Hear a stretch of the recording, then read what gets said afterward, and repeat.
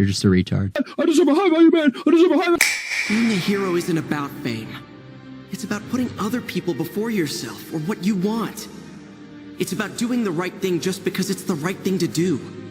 It's about making a difference. By the end of this video, you'll learn from a cartoon enthusiast about how the death of Ben 10 and shows like it have led to the downfall of modern kids, and how this one medium can come to the rescue. But first, why Ben 10? What's so special about a dumb cartoon following a kid who can turn into aliens? To put it simply, the reason you're alive today is because of Ben 10. See, Ben 10 wasn't just an action adventure show, it was the action adventure show, the pinnacle of the genre. The franchise has grossed upwards of $7.5 billion with 4 spin-offs, a dozen plus games, and an intro that transcends the word iconic.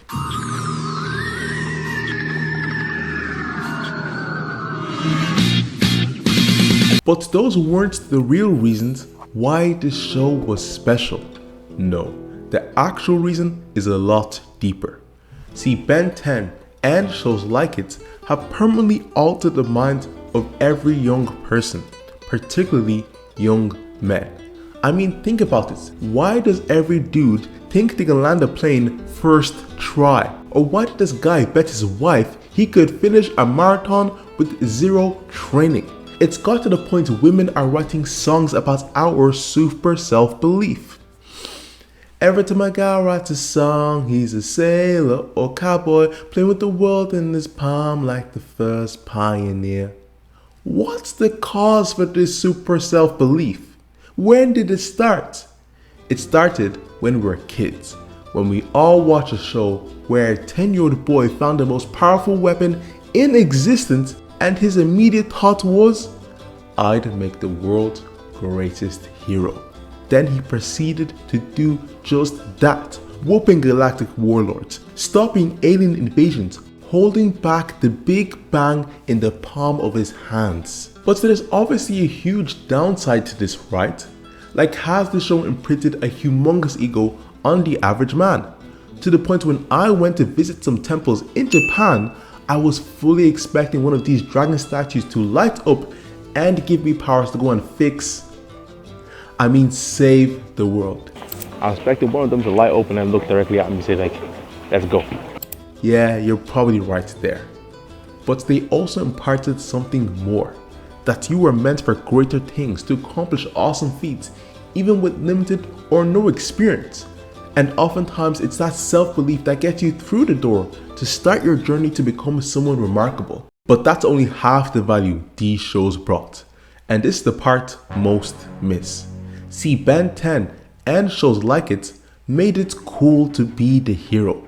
You were constantly taught that good morals are essential for any man. Like Ben's immediate thought when he found out he got powers and someone was in trouble was to go and help. Something that not even Peter Parker was capable of doing. I think I can help them. I missed the part where that's my problem. And though Ben's ego was always a key feature of his heroism forever eclipsed that. Like, this guy was always ready to leap into action, often without a plan, to save civilians, even if it meant risking his own life at 10 years old. But what I find most interesting is that Ben's not just a hero in the classical sense, you know, beating up bad guys, saving civilians, but no, Ben genuinely wanted to help whoever was in need.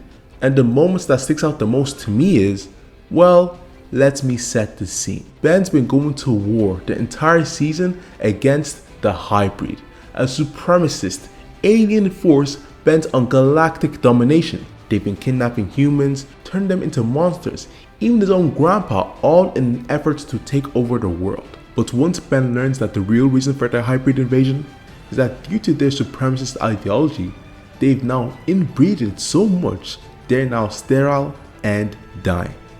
And if they're dying, they're taking everybody with them. Ben here looks instinctively to help, sharing with them DNA from his watch's aliens, curing their sterility and saving their lives. Also rendering their supremacist ideology void, because they're now mixed with the very aliens they think they're better than. That's not normal heroism, guys. That's revolutionary type heroism. Percy Jackson level heroism, to look past their enemy, to see their suffering and fix that root cause. True systematic change. These lessons on morality, that you should help just because, that sometimes the easy option isn't always the right one, that you need to stand up for what's right even if you're alone. Ben 10 did it so well, but it wasn't just Ben 10. Half my moral compass came from Power Rangers. American Dragon literally saved my friend group. Zuko's redemption in Avatar taught me that I could change too. But don't just take it from me.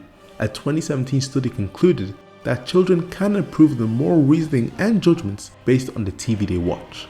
Okay, I get it. Action shows like Ben 10 can play an important role in teaching positive values to young children. Video over, I guess. Well, that would be the case if it wasn't for this huge problem that these kind of shows don't exist anymore. Let me tell you a story. See, I was going to a Halloween party and I wanted to dress up as Ben 10. I got the shoes, the cargo, the shirt, which I made by the way. All I needed was the most important part, the watch. So I strolled into my nearest toy store and asked them for their finest Ben 10 classic watch.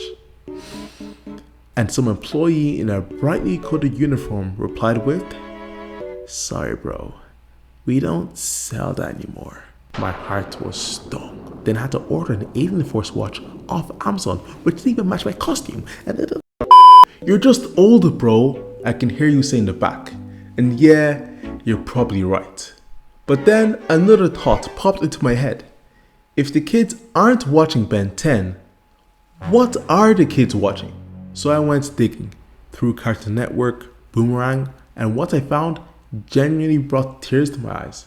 As you can see from the TV schedules, there are no modern action adventure shows. The genre is largely dead. Power Rangers is over. We may never get that new Avatar series, though I will admit, Moon Girl and Devil Dinosaur are genuinely doing what they can. And this isn't the hate on the shows currently airing. I love the Watersons, and the Looney Tunes will always have a place in my heart. But the story of a young kid with tremendous power, going through life, failing, learning, growing up, all to be the best hero they can be, by and large is gone. But the problem isn't that they're just gone. No, the bigger issue/question is in what has replaced them. To answer that, I'll need to introduce you to this guy. Remember him? It's literally almost 2026, so stop with that commenting. Now at first, I was bumping along too. I mean, the kids got talent. But then I took a step back and realized what I was actually looking at. A kid, no more than 10 or 11, who seems to have unfiltered access to the internet, to the point he's running his own YouTube channel with face plastered all over social media. And as scary as that isn't what concerns me the most. It's the fact he got a YouTube accent. He knows the phrases. He got video upon video with the clickbait title and thumbnail. This is a child who has consumed so much internet content, he's now parroting it back. And as a result, he is displaying one of the 3 values the internet teaches young kids. That likes and subscribers are important. That views mean everything. Get famous by any means necessary. A scroll through this kid's YouTube shows he's tried damn near everything to blow up. This just can't be a good principle for a young person to live by. Like, contrast the Let's Plays, the vlogs, the streams he's watched to artists, writers and producers who have dedicated themselves to their craft and have came together to create engaging storylines for young kids to watch. And I'm not here to shit on these types of content. I know in moderation, social media won't hurt a child. But the problem is, when there's no real alternative for the kids to choose from, they're obviously going to overindulge in social media.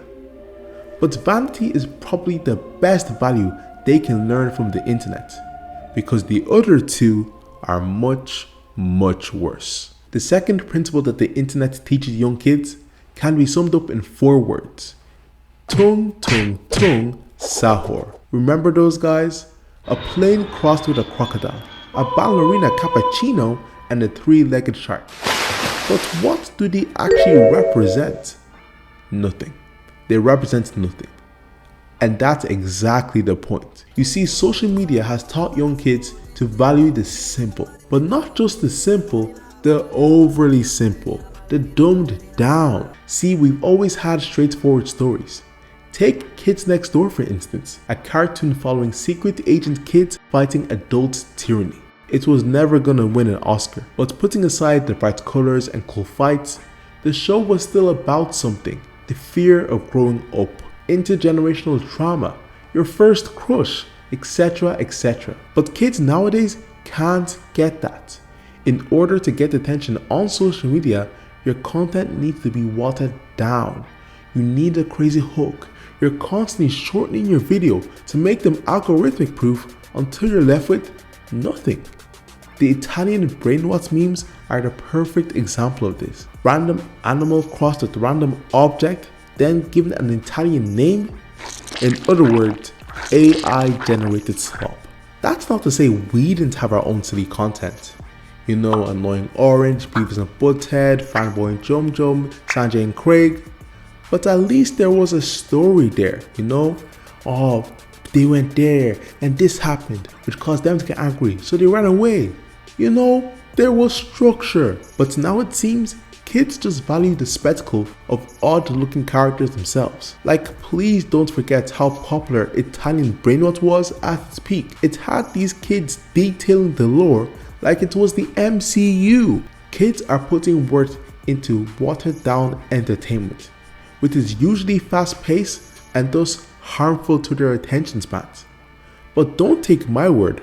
A 2025 study concluded that short form video media use is highly associated with higher inattentive behaviors. But now the biggest question arises. What could be worse than vain kids? What could be worse than dumb kids? What value is the internet teaching that is more reprehensible than these two? I'll tell you. Evil kids. Do you guys remember Andrew Tate? Long before he was hanging out with losers, getting banned from every nightclub in Miami, he was at one point the most influential man on the planet to young boys. Seriously, you couldn't open any social media app without seeing a clip of his. And at first I'll admit, some were a little bit funny. Where's your Lamborghini? You're broke, you're poor. But it got darker quickly. The moments that always stuck out to me was how he degraded sex workers as degenerates. But then he'd boast about convincing innocent women to enter the same industry so he could exploit them.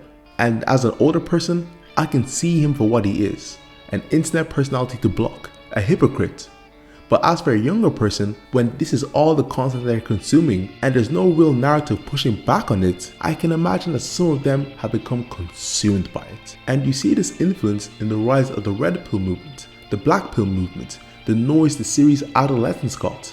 But most dangerously of all, you see it in the rise of the internet's new harbinger of death and destruction for young boys, clavicular. Now, is there value in working out and trying to look better? Obviously. Do you need to become a racist mocker who smashes his face with a hammer so he'll ascend to the highest version of man, a true Adam? Fuck no! But what's most depressing is that you can't deny clavicular's influence. I mean, this is how those who watch him actually behave in real life. You think we can take a screen photo? Yeah, let's do it, man. Alright, bet. Alright, the count of three. Nigga, hell here. 3, 2, 1. Nigga, hell here. These guys are like 18 to 20, literally at the beginning of adulthood. And if they're that lost in the sauce, a 10, 11, 12-year-old who watches clavicular has no chance. And for all you guys who say I'm pandering and this is some woke nonsense, I just have a couple questions for y'all. Would Kai fuck with Andrew Tate? Would Ang think Nick Fuentes is a cool guy? Would Kim Possible have a high opinion on Marlon Gaines? We know our childhood heroes would never fuck with these niggas. We watched them save the world over and over again, preaching love, kindness, equality, fairness, peace, only for us to then grow up and turn our back on those ideals. I mean, what the fuck is going on? So what's now? We know action adventure shows for kids are important, and how their death has allowed an overindulgence in social media which has created problems in vanity, short attention spans, and misogyny. So what's the solution? How do we fix it? Well, a solution already exists, and you'll probably never hear this as a response again. But the answer to this global problem is to get kids to watch more anime, specifically shonen. I know. Didn't I make a full video slandering typical shonen? Yes, I did. Shameless plug, go watch. And in the context I spoke about in that video, I still stand by what I said.